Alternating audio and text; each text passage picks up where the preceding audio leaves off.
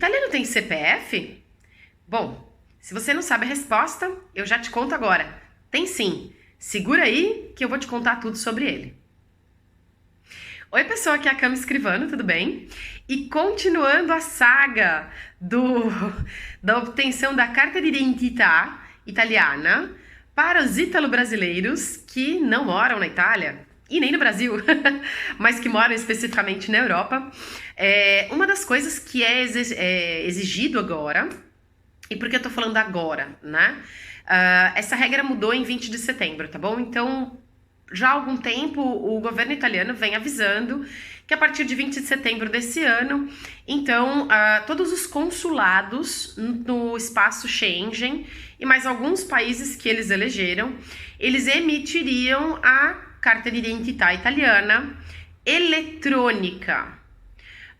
Ou seja, se eu hoje, por exemplo, é que eu já tenho carta de identità, mas alguém que não tenha uma carta de identità italiana, como aquele meu amigo que eu comentei, ele vai fazer uma hoje. O que ele precisa, né, para fazer esse pedido?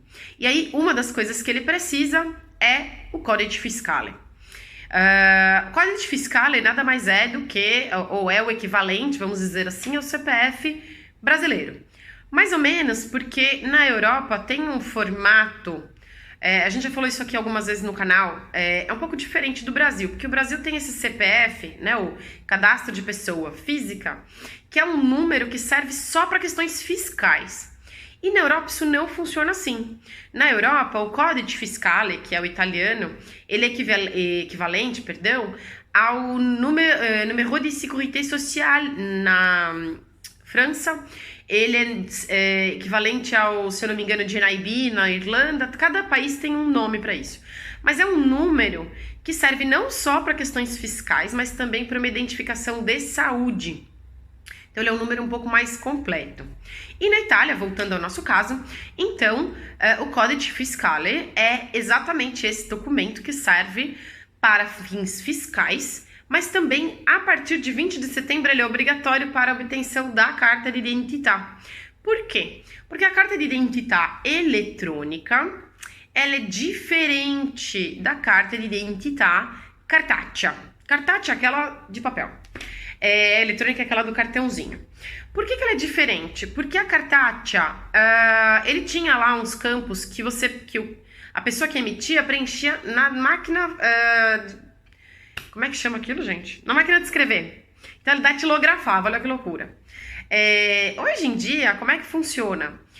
Tudo isso é feito num registro no anágrafe, né? Do comune que você tem lá o seu registro. Seja o registro de nascimento, seja o registro da transcrição do seu nascimento. Então, é contado como comune de nascimento o comune onde você foi reconhecido italiano. No meu caso, por exemplo, é Milano, tá? Bom, voltando. Então, o que acontece? Quando você vai fazer a solicitação da carta de identità, você tem que ter registrado no seu comune alguns dados que são necessários para essa emissão. De novo, falando da eletrônica, tá? Então, ele vai pedir, naturalmente, a sua residência, né? E aí, mesmo que, no meu caso, por exemplo, eu moro em Paris, mas ou perto de Paris, no caso, né? Mas eu tenho o meu cadastro de transcrição do ato de nascimento, ou seja, de nascimento na Itália, em Milano. Então, é para Milano que eu vou pedir qualquer documento que eu precise, ou diretamente para Milano, ou através do consulado. Bom, voltando. Então, o que eu quero dizer com isso? No fim das contas, eu tenho que ter lá endereço, seja no Comune de Milano, seja no AIRE, no nosso caso aqui é no AIRE, né, para quem mora fora da Itália. Eu tenho que ter uma fototessera. Fototessera é aquela fotinha que que a gente usa em todos os documentos italianos, usando passaporte, enfim, tal. Se você entra no metrô na Itália, você vê sempre ela lá. Vou deixar na descrição o tamanho da foto bonitinha. E você precisa ter um Codice Fiscale. Como é que funciona o Codice Fiscale? Na verdade, ele é um código, né? Que é montado com letras e números, e ele tem uma lógica para ser montado. Então, como é que funciona? Ele começa com as 3 primeiras consoantes, via de regra, tá? Tem umas exceções, mas 3 primeiras consoantes do seu primeiro cognome, ou seja, do seu primeiro sobrenome. que na Itália normalmente é um só, então por isso dessa regra. Mas quando você é brasileiro e tem 80 nomes, como eu que tenho 4, ele pega do primeiro cognome, mesmo que não seja o italiano. Então ele vai pegar as 3 primeiras consoantes, depois ele pega as 3 primeiras consoantes do seu primeiro nome, né, do seu prenome ou do nome mesmo, em italiano chama nome, que é o nome pessoal, tá?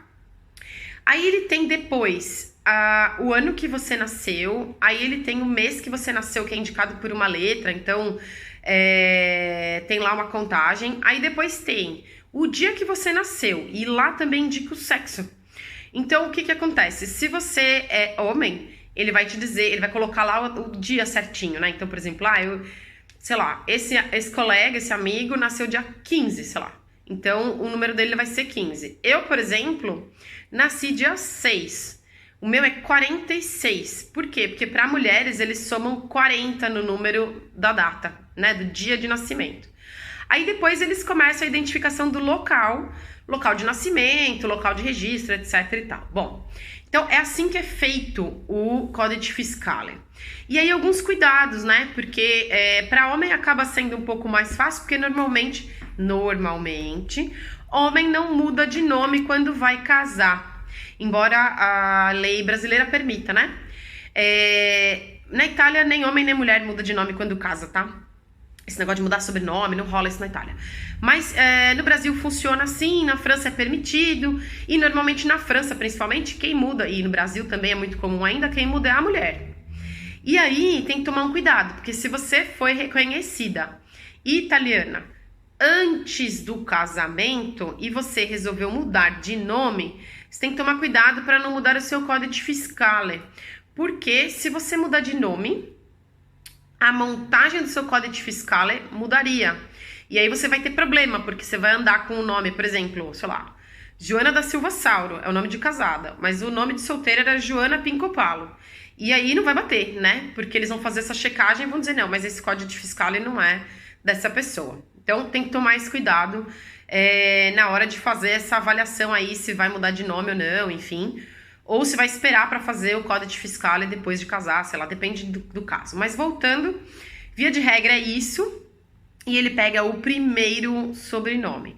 E aí você acaba sendo obrigado a sempre declarar todos os sobrenomes, ou pelo menos o primeiro e o último, enfim. Bom, dito isso, como é que funciona? Eu nunca fiz o meu Codice Fiscale. No meu caso eu tenho, né? Mas eu tenho 2 opções para pedir o Codice Fiscale. Se eu estou na Itália, eu vou num órgão, né, num escritório, que eles chamam de Agenzia delle Entrate. E essa Agenzia delle Entrate é um lugar específico para você fazer essa solicitação. Então, você vai lá, tem lá os formulários, eles não têm um formulário só em italiano, então tem espanhol, tem inglês, tem francês também, se não me engano. Então acaba ajudando bastante, né, porque quem não fala italiano acaba conseguindo se movimentar, não tem em português. Mas tem essas outras línguas e normalmente você acaba se virando se você não sabe mesmo nenhum desses outros idiomas. Bom, acho que tem árabe também, mas eu não tenho muita certeza. Dito isso, você faz a requisição lá e aí eles mandam para você e tudo bem. Essa é uma opção. Quando você está fora da Itália, você tem 2 opções. Na verdade, eu acho que é uma só, tá? Porque se você já tem uma carta de identidade cartacea e precisa fazer o Codice Fiscale, você pode mandar para um endereço que eu também vou deixar aqui na descrição. Você manda, né, um envelope e dentro desse envelope você manda alguns documentos que o governo pede. Então, cópia da sua carteira de identidade atual, uma foto, e aí é isso, né? Quer dizer, identidade italiana, claro. E tem mais algumas informações, mas de novo vai ficar lá na descrição. Quando você não tem, que é o nosso caso aqui, desse meu amigo, o que acontece? Você é obrigado a se dirigir ao consulado italiano mais próximo, ou aquele que você está registrado. Nosso caso aqui é Paris, né? Mas se você mora em Portugal, você vai ou em Porto ou em Lisboa. Na Inglaterra você vai em Londres e assim por diante. E aí você vai lá, se apresenta nos horários que o consulado, né? E aí depende do consulado. Aqui em Paris é à tarde. Não precisa marcar horário, mas aí você se apresenta lá com os documentos que você tem, provavelmente passaporte, ato de nascita, o documento de reconhecimento de italiano, sei lá o que você tem na mão, até a fototessera, né? E pede lá o código fiscal e eles fazem na hora. A Itália não costuma cobrar a emissão do código fiscal, até porque para o governo italiano faz sentido que você tenha, porque, como eu disse, é um documento para uso fiscal. Então, é interessante, né, para eles que você tenha, porque, afinal de contas, você passa a existir fiscalmente na Itália, tá bom?